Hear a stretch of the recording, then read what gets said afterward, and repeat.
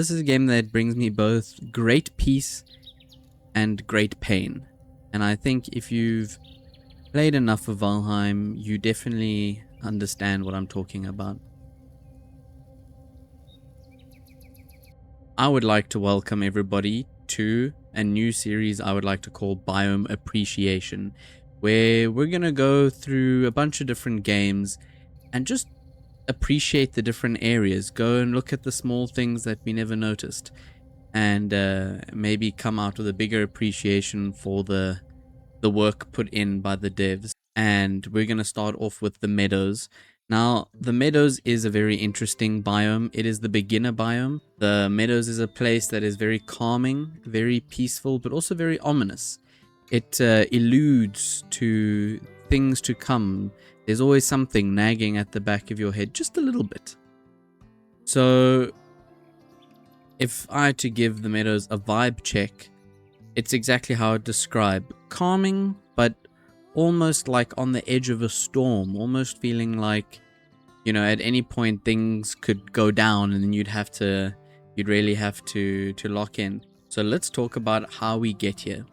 You play as a Viking, and in Viking mythology, it is known that when you die in battle, you go to a place called Valhalla, where Odin is building an army to fight in the final battle at the end of the world.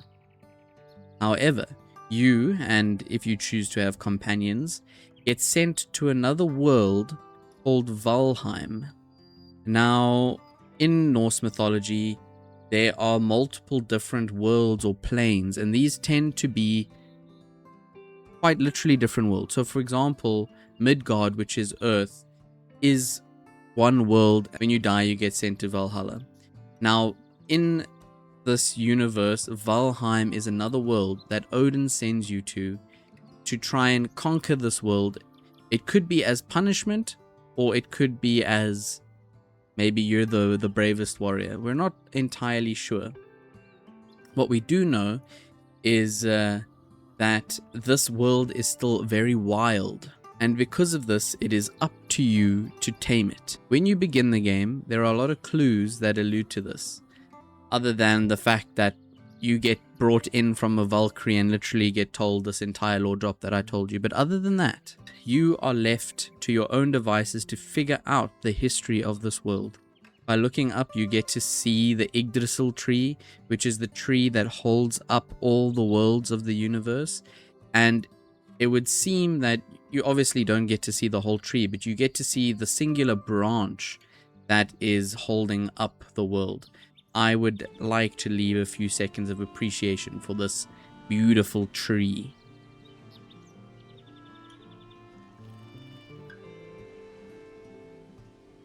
Okay, this area, as hinted at before, is the starting area.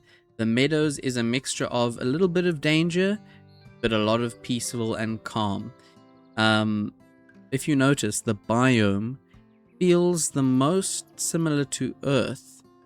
And I'm not sure if this was intentional or unintentional, but it almost feels like an adjustment period for you as a Viking. You've just come out of Midgard, you just died on the battle, you get thrust into this new world, and now you're forced to adapt. And what better way to do this than making the biome feel more like Earth? There are obviously some creatures that aren't exactly to Earth, but I think you find the most animals and the flora and fauna that is the most similar to Earth. So I would like to go quickly through some of these and some of the interesting tidbits about this. So the most common tree you find here is a beech tree. Okay, this is where you get wood, and it is also a tree that you can find in the real world. Same as the birch tree. It's a little less common, and you need specialized tools to find this, but I mean, like, also another real life tree.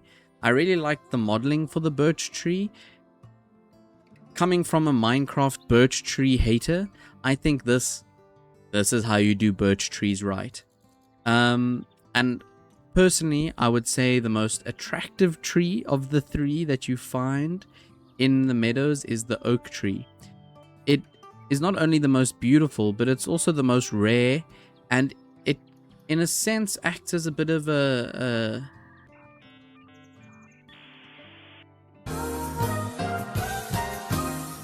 typically, I feel like I find oak trees in a group of 1 or 2, never more than that.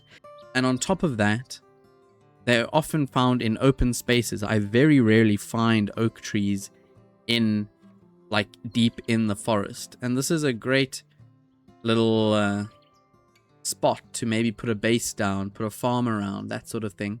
The other little bits of flora that you can find are the dandelions. Dandelions are both annoying, but also become more useful as the game progresses. I don't think you appreciate dandelions at first, but you know, if we take a quick look at the dandelion,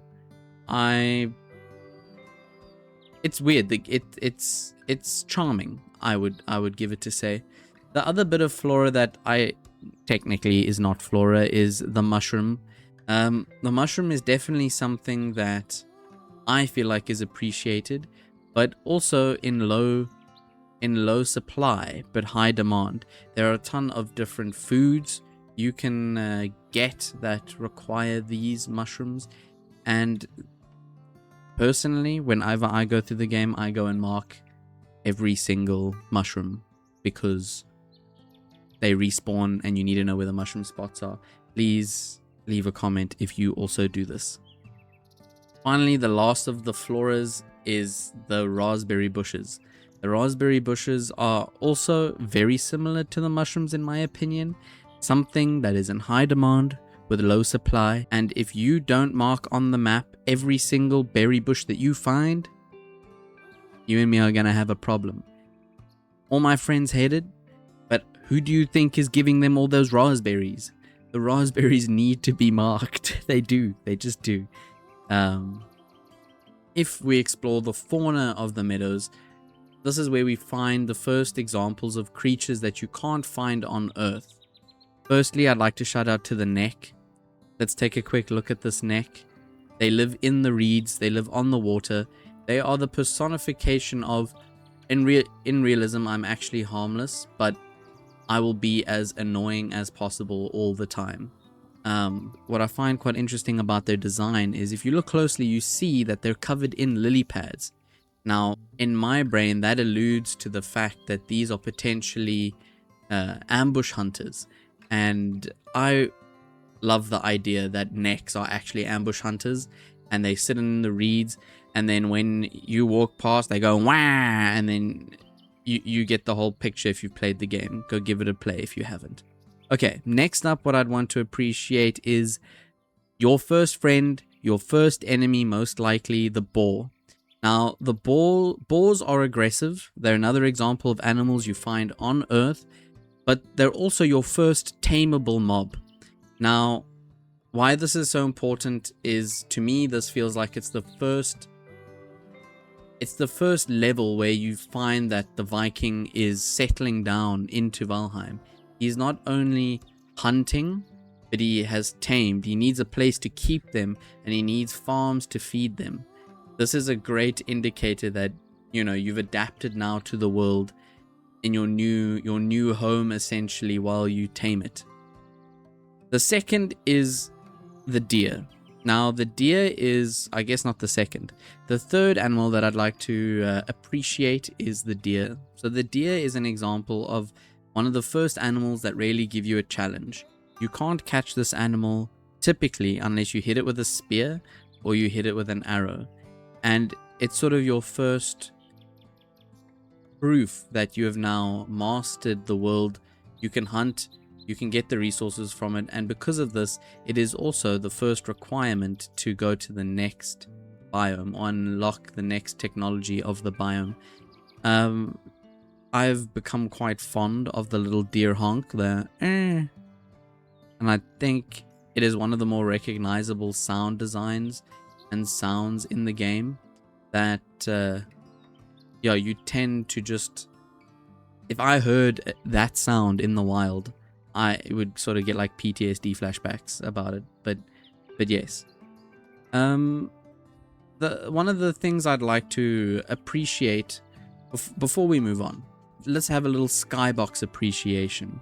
So I'm going to come and sit here by this fireplace, and we're going to have 15 seconds for the daytime sky and the nighttime sky. Okay, let's go for the daytime.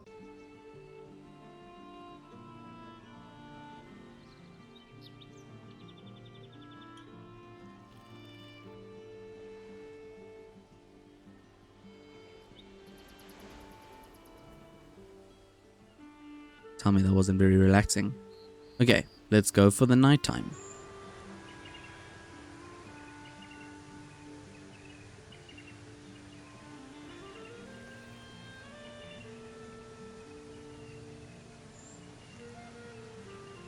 Okay, so there we had a very brief moments of appreciation for the daytime and nighttime. And something that I really love about Valheim in general that you'll definitely see in future videos is they're masters at creating ambience and vibes. And there's definitely a very discernible difference between the daytime and the nighttime in each biome. At least in most of them, not all of them. Some of them are just dark all the time, but we'll get there. There's definitely something that's during the daytime in the meadows is warm and inviting, versus at night you definitely start to notice the more sinister side of the world you have been thrown into. Now, the last thing I'd like to really talk about in the meadows is the bosses. Every biome in the game has a final boss. This boss is usually a bigger or more extreme version of the animals you find in that biome. So for example, the first one is a massive deer called Eikthyr, who has the ability to rip down lightning from the skies. And I personally find the design for Eikthyr a lot cooler than actually fighting him, because typically he's pretty easy. To summon Eikthyr, you need deer trophies. This is but another small test to prove that you can hunt. Once you have the deer trophies, only then can you summon him, and only then can you defeat him to go to the next biome, the Black Forest. I'd like to add some notable mentions of appreciation for the meadows. Number one is the story of Ulf, our favorite oath of a Viking. Throughout the meadows you get to find some pretty funny rune stones of a Viking named Ulf that was sent to Valheim before you. And let's just say he is not he's not the sharpest sword in Valhalla, might I add. But I don't think, not that I can remember, we don't get to find out what happened to Ulf, but I think we can all assume we know what happened to Ulf. The other thing I'd like to mention about the meadows is, and this is a theme through the rest of the game, is that you aren't the first Vikings or people to inhabit Valheim. Later on you get to meet Dvergr. No. Yeah, they are Dvergr. Later on you get to meet Dvergr, which are essentially dwarves, and there'll definitely be signs that you can notice that they've had a civilization here before. The other interesting thing to notice is throughout the world you get to see ruins, houses that have been abandoned, beds broken, things left in storage, that hasn't been touched since whoever left. This adds a little bit to the ominous feeling of other people have come and other people have failed, and it's now up to you to tame the world. But yes, that is the little rundown of the meadows, why I like it, a little bit of appreciation. If you like this video, please let me know in the comments. I've currently got a whole ton of ideas that I am working on, but we still need to find a bit of our footing in the video, the sort of themes of our channel, which I'll definitely be working on. But I do hope you enjoyed and have a great rest of your day, I assume. Yes. Thank you very much, and goodbye.